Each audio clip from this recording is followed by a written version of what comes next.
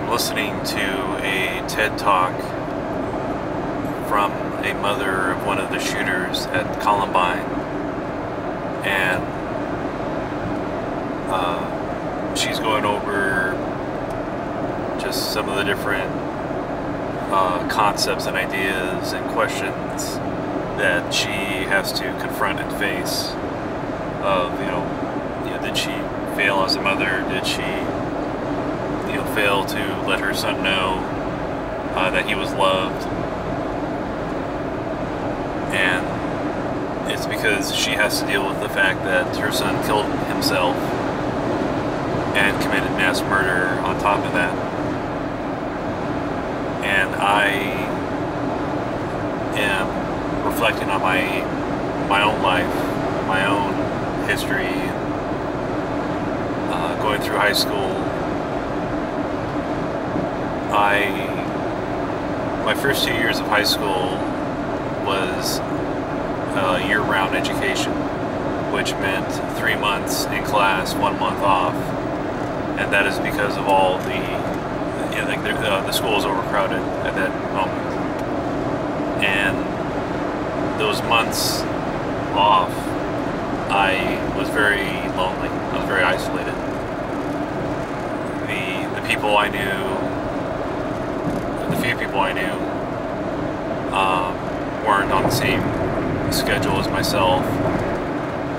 I'm sitting at home, watching TV, not going anywhere, not having anything to do.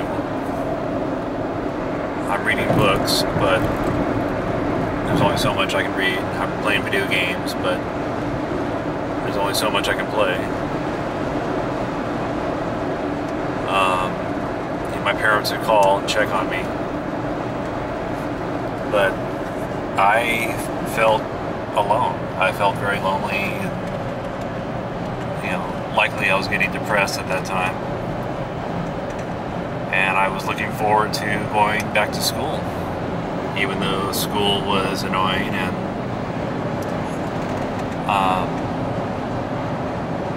had its drawbacks. It's interesting to me because I look back or I even reflected at the time how my school seems to be becoming more and more like a prison with different things that they were doing to change it. But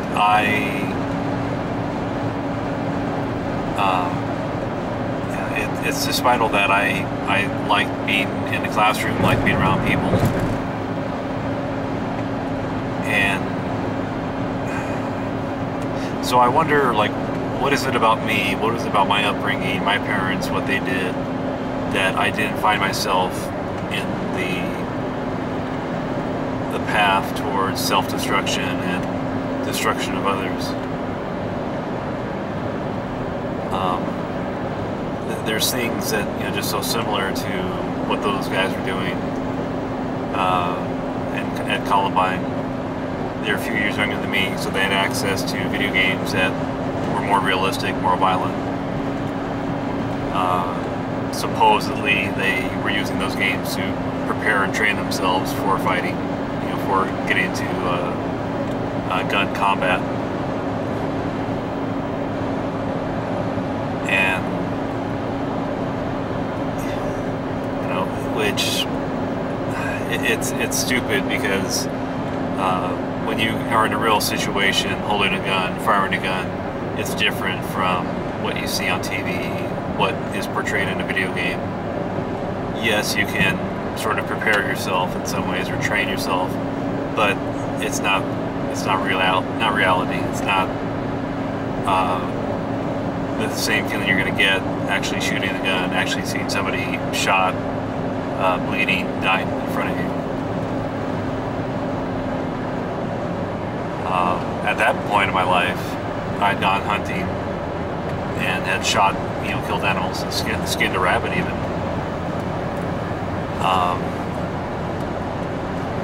But even though I felt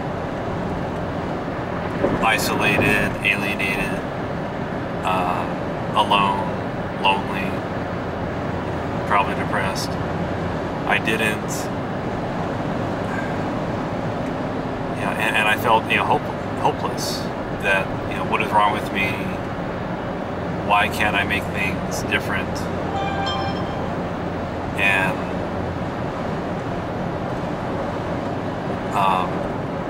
so my freshman year of high school was it was bad. I didn't like it. I wasn't happy. And it's starting from there is where I began to realize, okay, I need to change. I need to,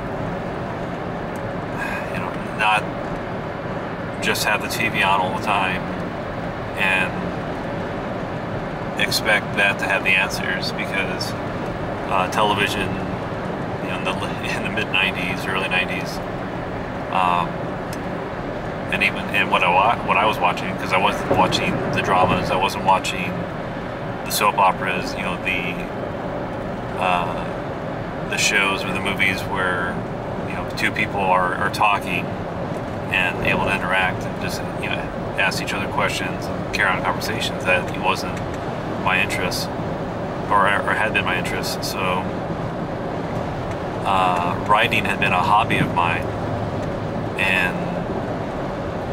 but my skill was just terrible by that point. And that's actually something I had noticed was I wrote out a story which ended up being about 100 pages, I think, and put it aside for a week or a month.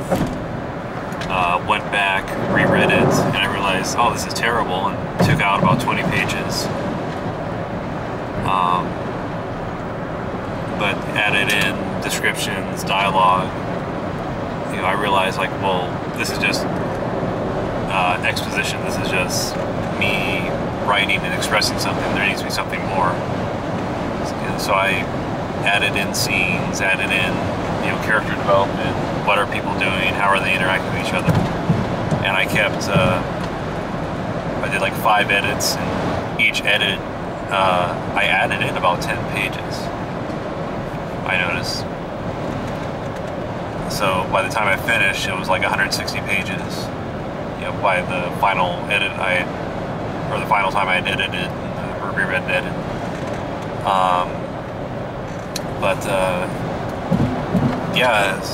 So at school, I paid attention to what people around me were doing, listening to them, and tried engaging them.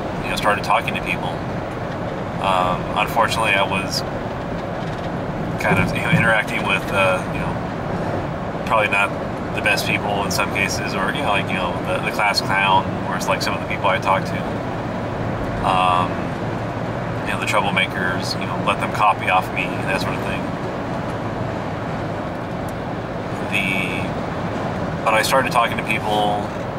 There was the misfit group that I was interacting with and sitting with at lunch.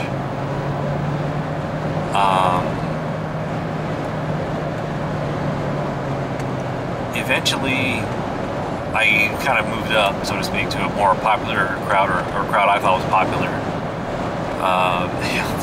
The group of kids who were white and sociable,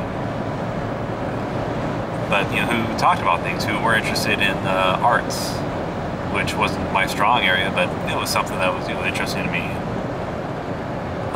So my junior year, I got into the swim team, started auditioning for plays in the school, and my senior year even, I took the drama class, wrote some monologues and dialogues, and the people liked them. They appreciated what I had put together.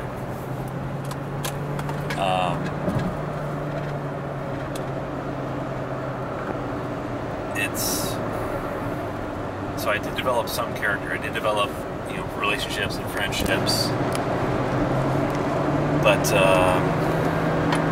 or a better sense of self. But even so, when I went off to college my freshman year, I felt like I'd reverted back to my freshman year of high school. just my character skills were not there. It was a different environment. Everyone on my dorm floor was smarter than me, and I knew this based on their SAT scores. Everyone scored higher than me. They had better high school experiences. They had, friends. They had the social they were part of. My roommate at the time, even, he'd been a youth counselor, and he noticed that, you need some work there. My second year of college, I'm sitting in my apartment playing video games, not really doing much. And my roommate at the time, who was a psychology major, he noticed and said, "Yeah, you're going through depression, symptoms, it seems. It's from loneliness and stuff." And so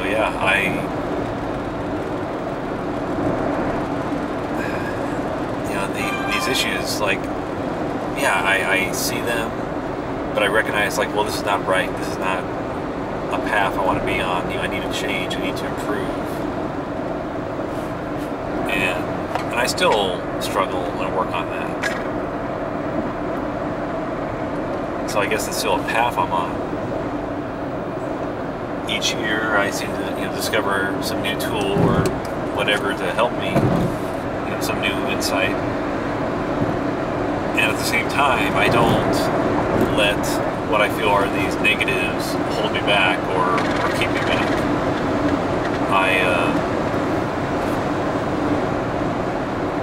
I recognize that I need to have social, I need to have positive, I need to have things in my life that benefit myself, benefit others.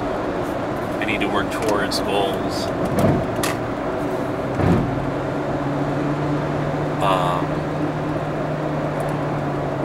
When I moved back to El Centro from working in San Jose,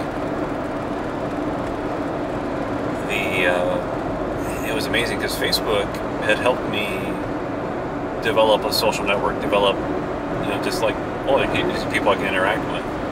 I still didn't quite have the interpersonal skills, the ability to develop friendships, the ability to think that, into the future, what is my plan, what am I doing, where am I going? But rather than withdraw into myself, I opened up, I looked around me, I realized, okay, I have to market myself, put myself out there and work.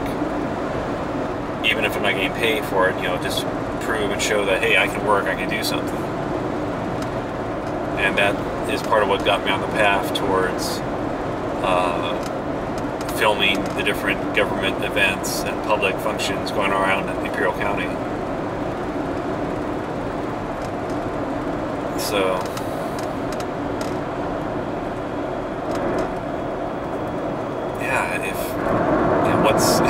what's the way to get, around it, past it? I'm not sure exactly. I guess there is some upbringing and different things my parents would tell me, and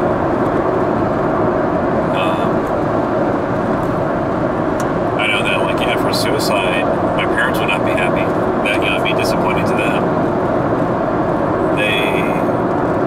I knew that they loved me and didn't want bad things to happen to me.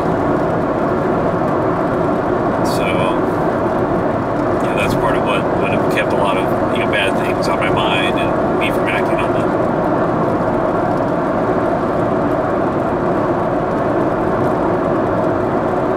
But it's interesting how some of these issues of self-doubt will continue to creep in to my mind, my thinking, and what I'm doing. Make me wonder, am I good enough? Can I achieve this? Am I happy here? If I am happy, am I doing, or what can go wrong, in some cases. And, so, I don't know, life is definitely a constant struggle for me. There's always some new challenge.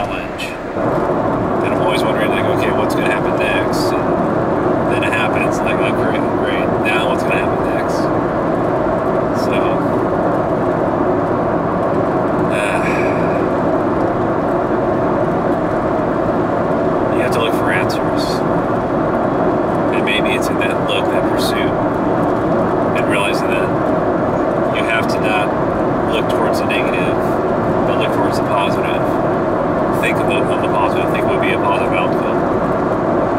You know, that helps you at least not dwell in the darkness, dwell at the bottom of the pit, wondering what's going on, what's going to happen next.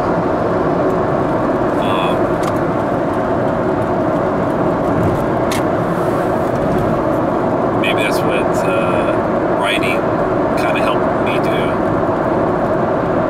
You know, writing a character, writing about somebody, you know, creating somebody like I would in a video game and leading them on a path and deciding that path. Because back in my day, it was the video games were linear. There was, you know, almost none of this open world concept. Everything was, this is the world you're in, and more or less this is the path you're going to take, because it's just, you know, this is the way the game designers could, you know, do it. They didn't have the luxury of this advanced processing power. And I was imagining games like, you know, Grand Theft Auto, like World of Warcraft, where, you know, you could go wherever, do whatever, interact with whatever, however you liked. So that's what interested me in what I was trying to write about in my game, or in my stories. So I wanted that power, that ability. So yeah, some ideas like